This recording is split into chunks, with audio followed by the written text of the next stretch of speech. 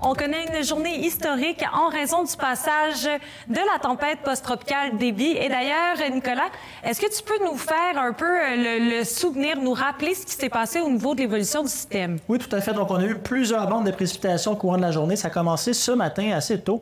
Et ça s'est poursuivi sur la trajectoire de la vallée du Saint-Laurent jusqu'en soirée avec ces bandes de précipitations intenses, surtout vers la fin de la journée. Donc, ça a été le plus intense vers la fin. C'est pas nécessairement idéal. Donc, par la suite, on a eu beaucoup d'accumulations aussi. On a eu des records de précipitations, notamment là, pour ce qui est de Montréal, 158 mm en l'espace de seulement 24 heures. 138, vraiment plusieurs régions qui ont été en haut de 100 et même 150 mm.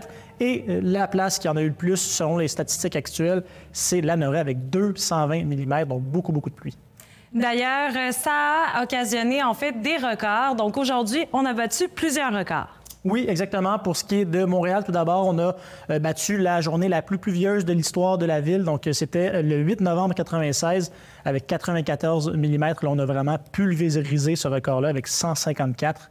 Donc, vraiment une journée très pluvieuse, une journée record pour Montréal. Mais également, c'est la journée, en fait, c'est l'été à date le plus pluvieux aussi. Donc, celui qui détenait le record actuel, c'était l'été 1972. Et là, avec les nouvelles valeurs d'aujourd'hui, on est rendu à 419 mm pour l'été. Il reste encore plusieurs semaines à faire à l'été. Donc, vraiment un été record aussi. Plus de 50 ans quand même qui séparent ces deux années. Oui, vraiment un record qui a été pulvérisé de plus de 50 ans. Donc, aujourd'hui, c'est une journée de record pas mal au Québec. Et outre ça?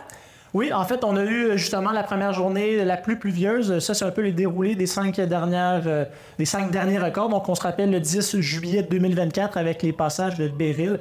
Ça a occasionné 79,2 mm. Quand même beaucoup de pluie, mais là, c'est vraiment autre chose de ce qu'on a vécu ce vendredi. Donc, première position en termes de journée la plus pluvieuse pour Montréal. Alors, ça veut dire que nous sommes au-dessus des normales de saison.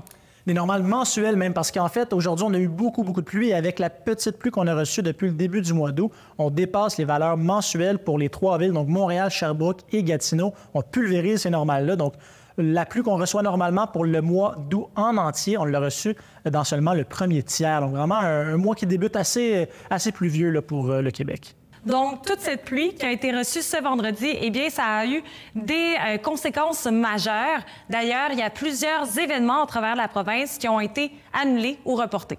Exactement. Beaucoup d'événements qui ont été annulés le matin même en voyant la prévision, en voyant le système arriver. On s'est dit, OK, on ne va pas prendre de chance, on va annuler certains événements comme la Fierté, la Ronde. Donc, plusieurs endroits, plusieurs spectacles qui ont été annulés ou reportés à samedi parce que samedi va être une journée vraiment mieux que par rapport à vendredi. Donc, le système va avoir quitté l'est de la province et on va assister à une journée vraiment plus belle avec environ 9 à 10 heures d'ensoleillement pour les secteurs du sud. Et outre les événements annulés, il y a eu quand même des conséquences majeures.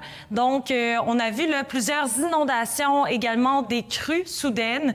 Donc, je te laisse poursuivre avec les autres incidents qui se sont... Oui, on a eu vraiment beaucoup, en fait, plusieurs centaines de logements qui ont été inondés en fin de journée, des pannes électriques. On avait 450 000 pannes en fin de journée. Donc, il y a eu des vents quand même assez forts, mais j'ai l'impression que les inondations ont généré également des pannes électriques, des accidents qui ont été causés par l'aquaplanage. Vraiment une journée assez catastrophique à ce niveau-là.